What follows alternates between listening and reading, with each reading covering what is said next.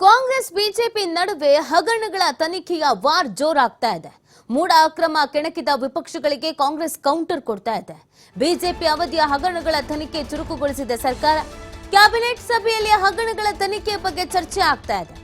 Cabinet ಸಮಿತಿ ಸದಸ್ಯರಾಗಿರುವ ಸಚಿವ ಪ್ರಿಯಾಂಕ್ ಖರ್ಗೆ, ಕೃಷ್ಣ ಬೈರೇಗೌಡ, ಸಂತೋಷ್ ಲಾಡ್ ಉಪಸ್ಥಿತಿ ಇದ್ದಾರೆ. ಹಿಂದಿನ ಬಿಜೆಪಿ ಸರ್ಕಾರದ ಹಗರಣಗಳ ಮಹತ್ವದ ಚರ್ಚೆ ಆಗ್ತಾ ಇದೆ. ಯಾವ್ಯಾವ ಪ್ರಕರಣಗಳ ತನಿಖೆ ಆಗಬೇಕು, ಯಾವುದು ತನಿಖೆ ಆಗಿದೆ, ಮಧ್ಯಂತರ ವರದಿ ಸಲ್ಲಿಕೆಯಾದ ಪ್ರಕರಣ ಯಾವುವು, ಈ ಬಗ್ಗೆ ಸಭೆಯಲ್ಲಿ ಗಂಭೀರ ಚರ್ಚೆಯನ್ನು ನಡೆಸ್ತಾ ಇದ್ದಾರೆ ನಾಯಕರು. ಒಟ್ಟು ಬಿಜೆಪಿ ಅವಧಿಯ 21 ಪ್ರಕರಣಗಳ ಬಗ್ಗೆ ಇಲ್ಲಿ ಚರ್ಚೆಯನ್ನ ಮಾಡಲಾಗ್ತಾ ಇದೆ. ಮೂಡ ಹಗರಣವನ್ನ ಮೈತ್ರಿ ನಾಯಕರು ಪರ್ಸನಲ್ ಆಗಿ ತೆಗೆದುಕೊಂಡಿದ್ದಾರೆ ಅನ್ನೋದನ್ನು ಕಾಂಗ್ರೆಸ್ನವರು ಹೇಳ್ತಾ ಇದ್ರು. ಬೇಕು ಬೇಕು ಅಂತ ಈ ಅಸ್ತ್ರ ಪ್ರಯೋಗ ಮಾಡ್ತಾ ಇದ್ದಾರೆ, ಸರ್ಕಾರ ಪತನಗೊಳಿಸಬೇಕು ಅನ್ನೋದು ಅವ್ರ ಪ್ಲಾನು ಅಂತ. ಅದರ ಜೊತೆಗೆ ಕಾಂಗ್ರೆಸ್ ಕೂಡ ಅಲರ್ಟ್ ಆಗ್ಬಿಡುತ್ತೆ. ಯಾವಾಗ ಬಿಜೆಪಿ ಮತ್ತು ಜೆಡಿಎಸ್ ಮೂಡ ಹಗರಣವನ್ನ ಇಟ್ಕೊಳ್ಳುತ್ತೋ, ಕಾಂಗ್ರೆಸ್ನವರು ಕೂಡ ನಿಮ್ಮ ಅವಧಿಯಲ್ಲಾಗಿದೆಯಲ್ಲ ಆ ಹಗರಣಗಳ ಬಗ್ಗೆ ಮಾತಾಡೋಣ ಅಂತ ರೆಡಿ ಆಗ್ತಾರೆ. ಒಂದು ಸಮಿತಿಯನ್ನು ಕೂಡ ರಚನೆ ಮಾಡ್ಕೊಳ್ತಾರೆ. ಬಿಜೆಪಿ ಅವಧಿಯ ಹಗರಣಗಳು ಯಾವ್ಯಾವ ಆಗಿದ್ವೋ ಅದರ ಸ್ಥಿತಿಗತಿ ಏನಿದೆ, ಎಷ್ಟು ತನಿಖೆ ಆಗಿದೆ, ಎಷ್ಟು ತನಿಖೆ ನಡೀತಾ ಇದೆ, ಇದೆಲ್ಲದರ ಬಗ್ಗೆಯೂ ಕೂಡ ಇದೀಗ ಮಾಹಿತಿಯನ್ನ ಪಡ್ಕೊಳ್ತಾ ಇದ್ದಾರೆ. ಈ ಹೋರಾಟವನ್ನು ಮಾಡೋದ್ರ ಮುಖಾಂತರವಾಗಿ ಬಿಜೆಪಿಗೆ ಬಿಸಿ ಮುಟ್ಟಿಸೋ ಪ್ಲಾನ್ ಅನ್ನ ಕಾಂಗ್ರೆಸ್ ಮಾಡ್ಕೊಂಡಿದೆ. ಇದೆಷ್ಟು ಮಟ್ಟಿಗೆ ವರ್ಕೌಟ್ ಆಗುತ್ತೆ ಅನ್ನೋದನ್ನ ಕಾದು ನೋಡ್ಬೇಕಿದೆ. ನೋಡಿ, ಬಿಜೆಪಿ ಅವಧಿಯಲ್ಲಿ ನಡೆದಂತ ಹಗರಣಗಳು: PSI ಸ್ಕ್ಯಾಮು, ಉಪನ್ಯಾಸಕರ ನೇಮಕಾತಿ ಹಗರಣ, ಬಿಟ್ಕಾಯಿನ್ ಹಗರಣ, 40% ಕಮಿಷನ್ ಹಗರಣ, ಅಂಬೇಡ್ಕರ್ ಅರಸು ಅಭಿವೃದ್ಧಿ ನಿಗಮದ ಹಗರಣ, ದೇವರಾಜ ಅರಸು ಟ್ರಕ್ ಟರ್ಮಿನಲ್ ಹಗರಣ, ಗ್ರಾಮೀಣಾಭಿವೃದ್ಧಿ ಲೋಕೋಪಯೋಗಿ ಇಲಾಖೆಯ ಹಗರಣ, ಕೋವಿಡ್ ಹಗರಣ ಸೇರಿ ಇದೇ ತರ ಹಲವು ಹಗರಣಗಳ ಬಗ್ಗೆ ಚರ್ಚೆ ಆಗ್ತಾ ಇದೆ. ಕ್ಯೂನ್ಸಿಕ್ 500 ಕೋಟಿ ಹಗರಣ, ವಿಜಯೇಂದ್ರ ಅಕ್ರಮ ಆಸ್ತಿ ಪ್ರಕರಣ, ಯಡಿಯೂರಪ್ಪ ಆಪ್ತ ಉಮೇಶ್ ಪ್ರಕರಣ, KKRDB ಅವ್ಯವಹಾರ ಆರೋಪ, APMCಯಲ್ಲಿ ಆಗಿರುವ ಟೆಂಡರ್ ಅಕ್ರಮ, ಮಾಜಿ ಸಚಿವ R ಅಶೋಕ್ ಅವರ ಆಪ್ತನ ಲಂಚ ಪ್ರಕರಣ, ಗುರು ರಾಘವೇಂದ್ರ ಕಾರ್ಪೊರೇಟಿವ್ ಹಗರಣ, ಶಶಿಕಲಾ ಜೊಲ್ಲೆ ಅವರ ಮೊಟ್ಟೆ ಹಗರಣ, ಕೃಷಿ ಇಲಾಖೆಯಲ್ಲಿ ನಡೆದಿರುವ ಅಕ್ರಮ, ಪರಶುರಾಮ್ ಥೀಮ್ ಪಾರ್ಕ್ ಅವ್ಯವಹಾರ, ಅಬಕಾರಿ ಇಲಾಖೆಯ ಕಾಕಂಬಿ ರಫ್ತು ಹಗರಣ, ಇಷ್ಟೆಲ್ಲ ಇದೆ. ಇದೆಲ್ಲದ್ರ ಬಗ್ಗೆಯೂ ಕೂಡ ಚರ್ಚೆಯನ್ನ ಮಾಡ್ತಾ ಇದ್ದಾರೆ. ಈ ಮುಖಾಂತರವಾಗಿ ಬಿಜೆಪಿಗೆ ಬಿಸಿ ಮುಟ್ಟಿಸೋದ ಜೊತೆಗೆ ಬಿಜೆಪಿಯನ್ನ ಕಟ್ಟಿ ಹಾಕಬೇಕು ಅನ್ನುವಂಥ ಪ್ಲಾನ್ ಅನ್ನು ಕೂಡ ಕಾಂಗ್ರೆಸ್ ಮಾಡ್ಕೊಂಡಿರೋದು. ಯಾಕಂದ್ರೆ ಮೂಡ ಹಗರಣವನ್ನ ಪ್ರಬಲ ಅಸ್ತ್ರವನ್ನಾಗಿ ಬಿಜೆಪಿ ತೆಗೆದುಕೊಂಡಿತ್ತು. ನಿರಂತರವಾದ ಹೋರಾಟ, ಪಾದಯಾತ್ರೆ ಎಲ್ಲದಕ್ಕೂ ಕೂಡ ಯಶಸ್ಸು ಸಿಕ್ಕಿತ್ತು. ಆ ಹಿನ್ನೆಲೆಯಲ್ಲೇ ಕಾಂಗ್ರೆಸ್ ಅಲರ್ಟ್ ಆಗ್ತಾ ಇದೆ. ಹಾಗಿದ್ರೆ ಬಿಜೆಪಿ ಅವಧಿಯಲ್ಲಿ ಯಾವುದು ಹಗರಣ ಆಗಿಲ್ವಾ, ಯಾವುದೇ ಹಗರಣದಲ್ಲಿ ಭಾಗಿಯಾಗಿಲ್ವಾ, ನಾವು ಅದನ್ನೆಲ್ಲ ಮುಂದಿಡ್ತೀವಿ ಅಂತ ಇದೀಗ ಚರ್ಚೆಯನ್ನ ಮಾಡ್ತಾ ಇದ್ದಾರೆ. ಈ ಹಗರಣಗಳ ಆರೋಪ ಪ್ರತ್ಯಾರೋಪದಲ್ಲಿ ಒಬ್ಬರಿಗೊಬ್ಬರು ಚಾರ್ಜ್ ಮಾಡ್ಕೊಳ್ಳೋದ್ರ ಜೊತೆಗೆ ಜನರ ಮುಂದೆ ಯಾರ್ಯಾರು ಏನೇನು ಮಾಡಿದ್ದಾರೆ ಅನ್ನೋದನ್ನು ಕೂಡ ತೋರಿಸ್ಕೊಡ್ತಾ ಇದ್ದಾರೆ. ಮೂಡ ಅಕ್ರಮದ ವಿಚಾರದಲ್ಲಿ ಕಾಂಗ್ರೆಸ್ಸಿಗರನ್ನ ಕೆಣಕಿದ್ರು ಬಿಜೆಪಿಯವರು. ಹಾಗಾಗಿ ಬಿಜೆಪಿಯಲ್ಲಿ ಸಾಕಷ್ಟು ಹಗರಣಗಳು ನಡೆದಿತ್ತು ಅಧಿಕಾರದಲ್ಲಿ ಇದ್ದಾಗ. ಅವು ಕೆಲವು ಚರ್ಚೆಗೆ ಬಂತು, ಕೆಲವು ಚರ್ಚೆಗೆ ಬರಲಿಲ್ಲ, ಕೆಲವು ತನಿಖೆಗೆ ಅಂತ ಹೋಯ್ತು, ಕೆಲವು ತನಿಖೆಯೇ ಆಗಲಿಲ್ಲ. ಇದೆಲ್ಲದರ ಬಗ್ಗೆಯೂ ಕೂಡ ಮಾಹಿತಿಯನ್ನ ಪಡ್ಕೊಳ್ತಾ ಇದ್ದಾರೆ. ಇದೆಲ್ಲದರ ಬಗ್ಗೆಯೂ ಕೂಡ ಮಾಹಿತಿ ಕಲೆ ಹಾಕ್ತಾ ಇದ್ದಾರೆ.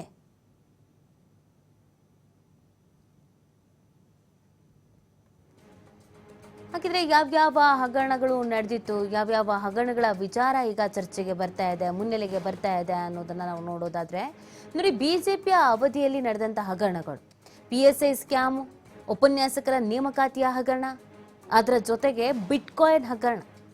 ಇದು ಬಸವರಾಜ ಬೊಮ್ಮಾಯಿ ಅವರಿಗೆ ತೀವ್ರ ರೀತಿಯಾದಂಥ ಸಮಸ್ಯೆಯನ್ನು ತಂದೊಡ್ಡಿತ್ತು, ಬಿಟ್ಕಾಯಿನ್ ಹಗರಣ. ಅದರ ಬಗ್ಗೆ 40% ಕಮಿಷನ್ ಹಗರಣ, ಅಂಬೇಡ್ಕರ್ ಅರಸು ಅಭಿವೃದ್ಧಿ ನಿಗಮದ ಹಗರಣ, ದೇವರಾಜ ಅರಸು ಟ್ರಕ್ ಟರ್ಮಿನಲ್ ಹಗರಣ, ಗ್ರಾಮೀಣಾಭಿವೃದ್ಧಿ ಲೋಕೋಪಯೋಗಿ ಇಲಾಖೆಯ ಹಗರಣ, ಕೋವಿಡ್ ಹಗರಣ ಸೇರಿ ಹಲವು ಹಗರಣಗಳ ಬಗ್ಗೆ ಚರ್ಚೆಯನ್ನ ಮಾಡ್ತಾ ಇರೋದು.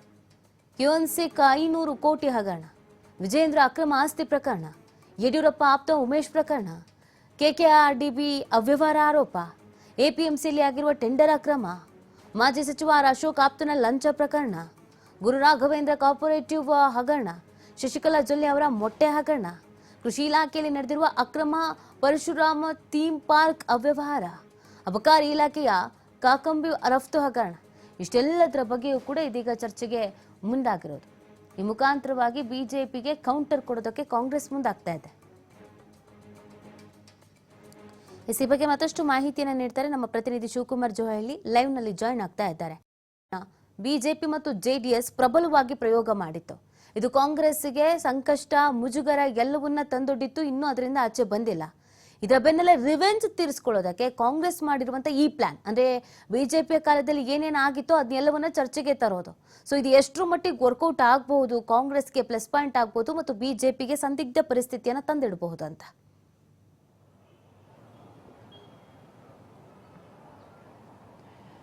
ನೀತಿ ಪರಮೇಶ್ವರ್ ಅವರ ಅಧ್ಯಕ್ಷತೆಯಲ್ಲಿ ಈಗ ಸಬ್ ಕಮಿಟಿ ಸಭೆ ಪ್ರಾರಂಭವಾಗಿದೆ. ವಿಧಾನಸೌಧದ ಸಮಿತಿ ಕೊಠಡಿಯಲ್ಲಿ ಸಭೆ ನಡೀತಾ ಇದೆ. ಕೃಷ್ಣ ಬೈರೇಗೌಡ, ಪ್ರಿಯಾಂಕ್ ಖರ್ಗೆ ಹಾಗೆ ಸಂತೋಷ್ ಲಾಡ್ ಅವರು ಈ ಸಭೆಯಲ್ಲಿ ಭಾಗವಹಿಸಿದ್ದಾರೆ. ಮತ್ತೊಬ್ಬ ಸದಸ್ಯರಾಗಿರುವಂತಹ ಕಾನೂನು ಸಚಿವ ಎಚ್.ಕೆ. ಪಾಟೀಲ್ ಅವರು ಸಭೆಗೆ ಇನ್ನೂ ಕೂಡ ಆಗಮಿಸಿಲ್ಲ. ನಾಲ್ವರು ಸದಸ್ಯರ ನಡುವೆ ಈಗ ಗಂಭೀರವಾಗಿ ಚರ್ಚೆಗಳಾಗ್ತಾ ಇರುವಂತಹ ವಿಷಯ ಬಿಜೆಪಿ ಅವಧಿಯಲ್ಲಿ ಆದಂತಹ ಹಗರಣಗಳು ಯಾವುದಿದೆ, ಆ ಹಗರಣಗಳು ಬಿಟ್ಕಾಯಿನ್ ಪ್ರಕರಣ ಇರ್ಬೋದು, ಉಪನ್ಯಾಸಕರ ನೇಮಕಾತಿ ಹಗರಣ, PSI ನೇಮಕಾತಿ ಹಗರಣ, KDB ಅಕ್ರಮ ಹಗರಣ, ಹಾಗೆ ಶಶಿಕಲಾ ಜೊಲ್ಲೆ ಅವರ ಮೇಲೆ ಕೇಳಿಬಂದಿರುವಂತಹ ಮೊಟ್ಟೆ ಹಗರಣ, ಕಿಯೋನಿಕ್ಸ್ ಹಗರಣ, ಅಶೋಕ್ ಅವರ PA ಲಂಚ ತೆಗೆದುಕೊಂಡಿದ್ದಂತಹ ಆರೋಪ ಪ್ರಕರಣ, ವಿಜಯೇಂದ್ರ ಅವರ ವಿರುದ್ಧವಾಗಿ ಎದುರಾಗಿರುವಂತಹ ಪ್ರಕರಣ, ಈ ಎಲ್ಲ ಪ್ರಕರಣಗಳು ಸುಮಾರು 21 ಪ್ರಕರಣಗಳ ಬಗ್ಗೆ ಈಗ ಗಂಭೀರವಾಗಿ ಚರ್ಚೆ ಆಗ್ತಾ ಇದೆ. ಈಗಾಗಲೇ ಕೆಲವು ಪ್ರಕರಣಗಳಲ್ಲಿ ತನಿಖೆಯಾಗಿದೆ, ಮಧ್ಯಂತರ ವರದಿ ಸರ್ಕಾರಕ್ಕೆ ಸಲ್ಲಿಕೆಯಾಗಿದೆ. ಇನ್ನೂ ಕೆಲವು ಪ್ರಕರಣಗಳು ತನಿಖೆಯೇ ಆಗಿಲ್ಲ. ಇನ್ನ ಕೆಲವು ಪ್ರಕರಣಗಳಲ್ಲಿ ತನಿಖೆ ಈಗ ನಡೀತಾ ಇದೆ. ಸೊ ಇಂಥ ಪ್ರಕರಣಗಳಲ್ಲಿ ಈಗ ಯಾವ ಪ್ರಕರಣಗಳು ತನಿಖೆ ಆಗ್ತಾ ಇಲ್ಲ, ಆ ಪ್ರಕರಣಗಳನ್ನ ತನಿಖೆಗೆ ಕೊಡಬೇಕು. ಯಾವ ಪ್ರಕರಣಗಳಲ್ಲಿ ಮಧ್ಯಂತರ ವರದಿ ಸಂಪೂರ್ಣವಾದಂತಹ ವರದಿ ಸಲ್ಲಿಕೆ ಆಗಿದೆ, ಆ ಪ್ರಕರಣಗಳ ಮೇಲೆ ಕ್ರಮವನ್ನ ಜರುಗಿಸುವಂತಹ ವಿಚಾರ ಇರಬಹುದು. ಹಾಗೆ ಇನ್ನು ತನಿಖೆಯ ಹಂತದಲ್ಲಿರುವಂತಹ ಪ್ರಕರಣಗಳೇನಿದೆ ಆ ಪ್ರಕರಣಗಳಿಗೆ ತನಿಖೆಗೆ ವೇಗವನ್ನ ಕೊಡುವಂತಹ ನಿಟ್ಟಿನಲ್ಲಿ ಈಗ ಪರಮೇಶ್ವರ್ ಅವರ ಅಧ್ಯಕ್ಷತೆಯಲ್ಲಿ ಈಗ ಚರ್ಚೆ ನಡೀತಾ ಇದೆ. ಯಾಕೆಂದ್ರೆ ಮೂಡಾ ಹಗರಣದಲ್ಲಿ ಯಾವಾಗ ಮುಖ್ಯಮಂತ್ರಿಗಳನ್ನ ಪ್ರಕರಣದಲ್ಲಿ ಸಿಲುಕಿಸಲಾಯಿತು, ಪ್ರತಿಪಕ್ಷಗಳು ಅದನ್ನ ದೊಡ್ಡ ಅಸ್ತ್ರವನ್ನಾಗಿ ಮಾಡಿಕೊಂಡು ಹೋರಾಟವನ್ನ ಮಾಡಿದ್ವು. ಅದು ಹೈಕೋರ್ಟ್ ಮೆಟ್ಟಿಲನ್ನ ಹೇರ್ತು.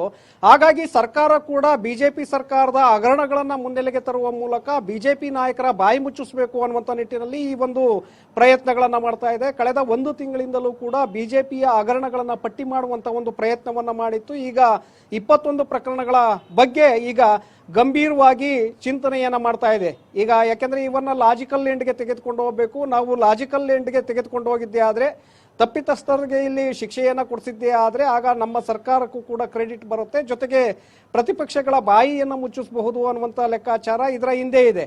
ಸೊ ಹಾಗಾಗಿ ಇಲ್ಲಿಯವರೆಗೆ, ಯಾಕೆಂದ್ರೆ 1.5 ವರ್ಷ ಆಯ್ತು ಸರ್ಕಾರ ಅಧಿಕಾರಕ್ಕೆ ಬಂದು, ಇಲ್ಲಿಯವರೆಗೆ ಸುಮ್ಮನಿದ್ದಂತಹ ಸರ್ಕಾರ ಈಗ ಏಕಾಏಕಿ ಈ ಪ್ರಕರಣಗಳನ್ನ, ಹಳೆಯ ಪ್ರಕರಣಗಳನ್ನ ಕೆದಕ್ತಾ ಇದೆ ಅಂದ್ರೆ ಇಲ್ಲಿ ಮೂಡಾ ಪ್ರಕರಣದಲ್ಲಿ ಪ್ರತಿಪಕ್ಷಗಳು ಹೋಗ್ತಾ ಇರುವಂತಹ ವೇಗ ಏನಿದೆ ಆ ವೇಗಕ್ಕೆ ಕಡಿವಾಣವನ್ನು ಹಾಕಬೇಕು, ಅವರ ಬಾಯಿ ಮುಚ್ಚಿಸಬೇಕು ಅನ್ನುವಂಥದ್ದು ಸ್ಪಷ್ಟವಾಗಿದೆ.